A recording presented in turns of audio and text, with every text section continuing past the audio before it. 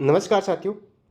आज हम एलडीसी 2024 के कुछ महत्वपूर्ण बिंदुओं पे अपन बात करते हैं, जिसमें पहला बिंदु होगा अपना कि एग्ज़ाम के अंदर क्वेश्चन कैसे अटेंड करें, क्योंकि प्रश्न को अटेंड करना बहुत ही महत्वपूर्ण हो जाता है। यदि अच्छे तरीके से अपन अटेंड कर लेते हैं तो अपने 5 से 7 क्वेश्चन का प्रभाव पड़ सकता है। अच्छे तरीके से यदि क्वेश्चन अटेंड करें, पहले कौन सा विषय करें के क्वेश्चन करें, फिर कौन से विषय के क्वेश्चन करें, क्योंकि अब पेपर 2 है, बीच के जो पार्ट बचता है उसमें क्या करें। तो इस पूरे टॉपिक पे अपन बात करने वाले हैं। फिर उसके बाद अपना बिंदु रहेगा कि जो ये 13 दिन बचे हैं उनका उपयोग है वो अधिक से अधिक अच्छे तरीके से किस प्रकार करें, क्या क्या करें, क्या नहीं करें, उनके बारे में अपन बात करते हैं। तो सबसे पहला बिंदु अपना है कि क्वेश्चन कैसे अटेंड करें। तो सबसे पहले अपन बात करते हैं पेपर फर्स्ट। पेपर फर्स्ट के अंदर आपके विषय होगा गणित, विज्ञान और जीके। अब क्या होता है कि कुछ विद्यार्थियों की गणित मजबूत होती है। अब जिनकी गणित मजबूत होती है तो उनकी विज्ञान भी थोड़ी ठीक होती है और जीके थोड़ा वीक होता है। कुछ जो आर्ट्स बैकग्राउंड से होते हैं, लगभग बहुत सारे विद्यार्थी, जिनका क्या होता है जीके थोड़ा मजबूत होता है, विज्ञान ठीक होती है लेकिन गणित वीक होती है। यदि सबसे पहला पॉइंट, यदि आपकी गणित ठीक है, यानी आपका गणित विषय क्या है, ठीक है, तो विज्ञान भी आपकी ठीक होगी और जीके थोड़ा वीक होगा। यदि इस कैटेगरी के आप स्टूडेंट हैं तो एग्ज़ाम के अंदर सबसे पहले आप गणित के क्वेश्चनों को अटेंड करोगे, उसके बाद विज्ञान और उसके बाद जीके, इस प्रकार का ट्रेंड रखोगे। लेकिन इसमें यह बात रखनी है कि गणित को केवल पहले 1 घंटा ही करना है। 1 घंटे के बाद जितने क्वेश्चन हो रखे हैं उसमें क्या करोगे, आप गणित का क्वेश्चन पढ़ोगे तो आपको समझ में आ जाएगा ये क्वेश्चन सोल्व होगा कि नहीं होगा। यदि प्रश्न समझ में नहीं आया तो उसको वहीं छोड़ दो और आगे वाले क्वेश्चन को दो, उसको गोला लगा दो कि इसको करना है मुझे, कोई मतलब कोई भी चिन्ह लगा दो जिससे आपको पता चल जाए। तो इससे क्या होगा, यदि गणित आपकी मजबूत है तो आप 40 प्लस क्वेश्चन उसमें पहले झटके में 1 घंटे में निकाल लोगे।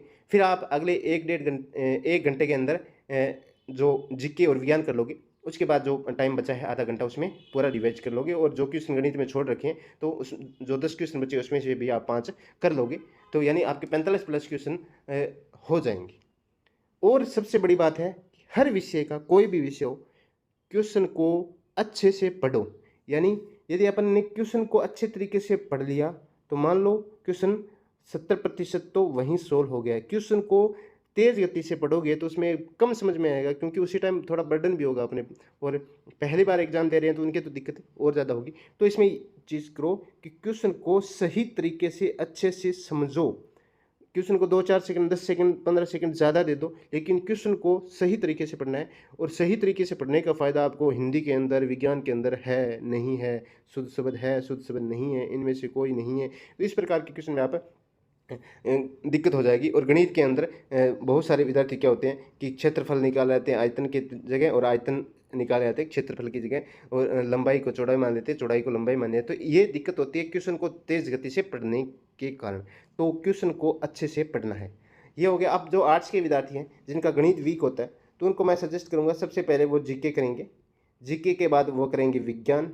इनको क्या है कि कम टाइम के अंदर करना है, अच्छे से करना है, लेकिन थोड़ा कम टाइम की ये कोशिश करो कि आपके पास पूरा 1.5 घंटा है वो गणित के लिए बच जाए, क्योंकि आपके गणित वीक है तो वैसे भी टाइम लगना है। तो गणित के लिए आप 1.5 घंटा बचाते हुए उसको अच्छे तरीके से कर लो। और गणित में जितने क्वेश्चन आते हैं उतने करो, तुक्के मारने की आवश्यकता नहीं है, क्योंकि गणित के अंदर तुक्के चलते नहीं है। क्वेश्चन सोल्व हो गया तो आंसर आ गया, नहीं सोल्व हुआ तो आंसर नहीं आएगा, और आप जो करोगे वो गलत भी हो सकता है।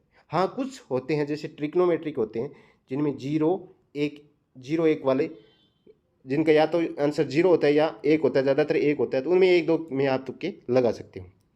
इसके बाद ये करना है आपको जीके, विज्ञान और गणित, लेकिन क्वेश्चन को अच्छे तरीके से पढ़ना है। अब आगे का अपन बात करते हैं पेपर 2 में।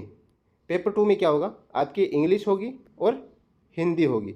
अब भारत के विद्यार्थियों की हिंदी तो मजबूत है, इंग्लिश कमज़ोर है, कुछ तो की तो इंग्लिश भी है। तो इसमें आपके समय का कोई दिक्कत नहीं होगी, समय आपके पास फुल होगा। तो आराम से एक क्वेश्चन को अच्छे तरीके से पढ़ते हुए, और हो सके तो इंग्लिश के क्वेश्चन को तो पहले 2 बार अच्छे तरीके से पढ़ के फिर कर देना। और हिंदी में है नहीं है इन चीज़ों का ध्यान रखना है। इनकी वजह से या पूरा क्वेश्चन नहीं पढ़ते हैं तो क्वेश्चन गलत हो जाता है। तो क्वेश्चन को पूरे अच्छे तरीके से पढ़िए, उसके बाद ही आंसर।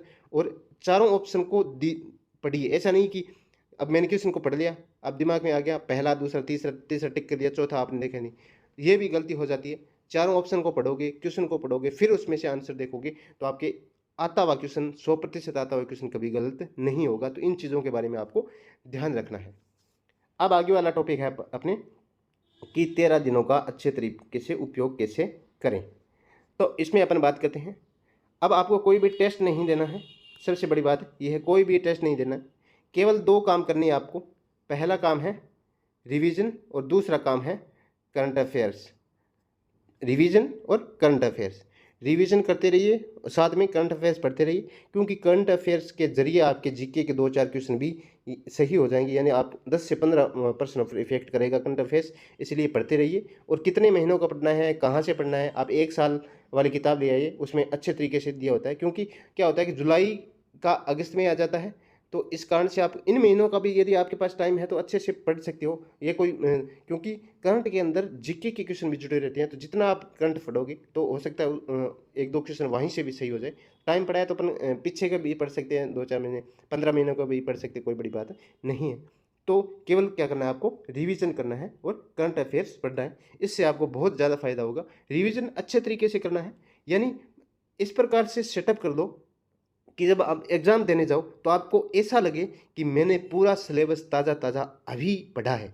तो उससे क्या होगा, आपके अंदर जो आत्मविश्वास है उसकी भरपूर पूर्ति हो जाएगी। तो एग्ज़ाम के अंदर आपको अन्य विद्यार्थियों से 10 से 12 क्वेश्चन का फ़ायदा वहीं हो जाएगा। यदि आप मायूस हो गए कि तैयारी नहीं है, पता नहीं कैसा होगा, किस प्रकार रहेगा, मेरी तो तैयारी नहीं है, बाकी की तैयारी बहुत ज़्यादा है, तो इससे आप 10-15 क्वेश्चन औरों से डाउन हो जाओगे और वहीं सिलेक्शन का होता है उन 10-15 क्वेश्चन के अंदर। तो खुद को आत्मविश्वास से भरते रहिए और रिवीजन करते रहिए, करंट पढ़ते रहिए, आपका सिलेक्शन 100% हो जाएगा।